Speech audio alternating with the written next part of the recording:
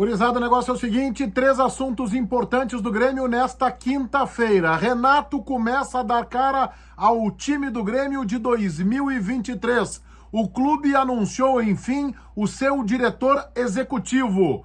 E o rolo, a encrenca jurídica com o Foz do Iguaçu pela grana da venda do atacante PP. Eu te falo sobre tudo isso neste meu vídeo, que é em nome da Marques Pan, a maior fabricante de pão francês do país. Os caras da Marques Pan são competentes demais. Fabricam 10 milhões do chamado pão cacetinho, o pão francês diariamente. Chega no teu mercado da preferência e pergunta se o pãozinho francês é da Marques Pan, empresa que investe no esporte e que patrocina oficialmente a dupla Grenal. É em nome de Marques Pan que eu rodo a vinheta e te dou um F5 nos assuntos gremistas.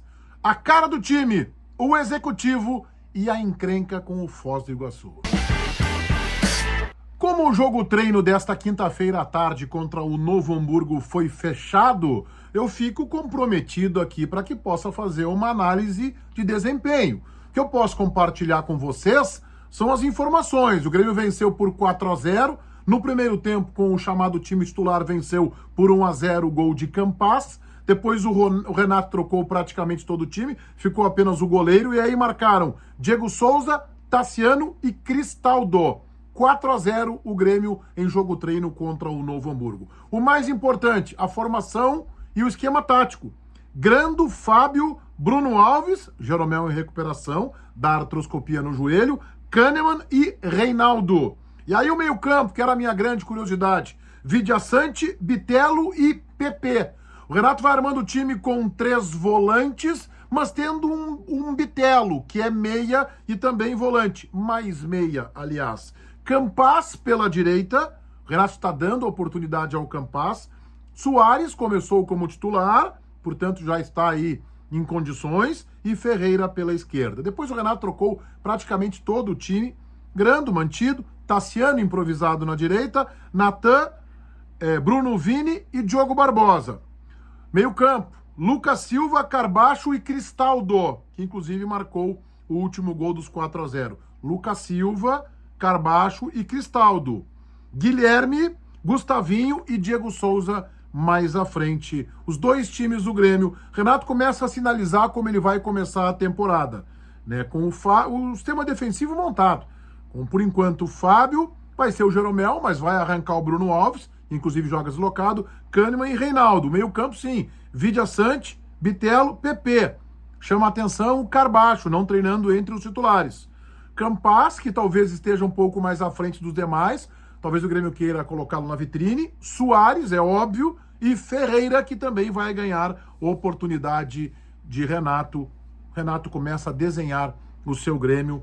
Grêmio que venceu por 4-0 o Novo Hamburgo. O Grêmio apresentou, quer dizer, oficializou, na verdade, o seu novo diretor executivo, Luiz Wagner Vivian, nome apontado aqui em primazia no canal do Menegas, no dia 7 de dezembro. Eu fiz um vídeo dizendo que o Luiz Wagner Vivian estaria muito próximo de acordar com o Grêmio, e no dia 4 de janeiro fiz este vídeo que eu coloco para vocês aí, a capa dele, mostrando que o diretor executivo, Luiz Wagner Vivian, seria anunciado nos próximos dias, e agora está confirmado. Nesses 2 vídeos tem aí a ficha do Vivian, que já passou pelo Grêmio e atualmente era gerente de planejamento e operações da Confederação Brasileira de Futebol. Ouço falar muito bem dele, mas não tem ainda experiência nesta pasta.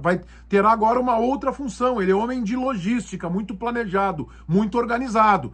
Ele vai lidar com pessoas, algo que ele não está tão acostumado, gerenciar pessoas, gerenciar comportamentos, gerenciar um vestiário. Mas o Grêmio tem o Renato, que cumpre bem esse papel, e os homens do futebol, Paulo Calef e Antônio Brum, também estão desempenhando bem suas respectivas funções. Uma encrenca jurídica que vai cair no colo da gestão do presidente Alberto Guerra. O rolo com o Foz do Iguaçu. O Grêmio vendeu o PP em 2021, e logo depois da venda, o Grêmio recebeu uma notificação extrajudicial, acompanhada de 3 ou 4 assinaturas, onde o Foz do Iguaçu estava realizando uma cessão do crédito em torno de, se especula, 5 milhões de euros. quase 30 milhões de reais, que deveria ser pago efetivamente quando o Grêmio recebesse os valores do Porto para estes 3 ou 4 parceiros, certamente investidores do Foz do Iguaçu. Posterior a isso, um pouco antes do Grêmio começar a receber os pagamentos, o Grêmio recebeu uma outra notificação extrajudicial revogando esta primeira. As duas notificações foram enviadas pelo clube, pelo Foz do Iguaçu, mas com uma diferença. Na primeira notificação extrajudicial que o Foz enviou ao Grêmio, os parceiros assinaram. Na segunda, não. E aí que começa a encrenca.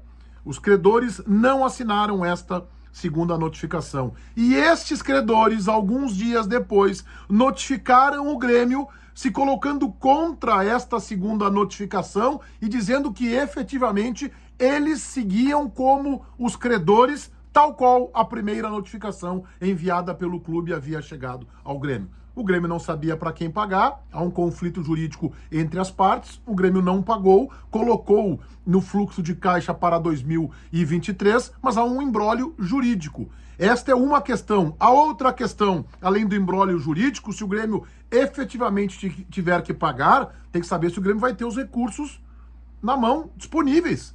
30 milhões de reais, 5 milhões de euros é um imbróglio jurídico e que talvez não tenha um desfecho a curto prazo. Isso se deu na venda de PP para o Porto. Todo mundo inscrito no meu canal, ativando as notificações no sininho, valendo o like. O vídeo é para a Marques Pan, a maior fabricante de pão francês do país, uma empresa que investe no esporte, patrocina a dupla Grenal. A Marques Pan fabrica 10 milhões do chamado pão cacetinho diariamente. Feitoria, gurizada. Vai, um abraço.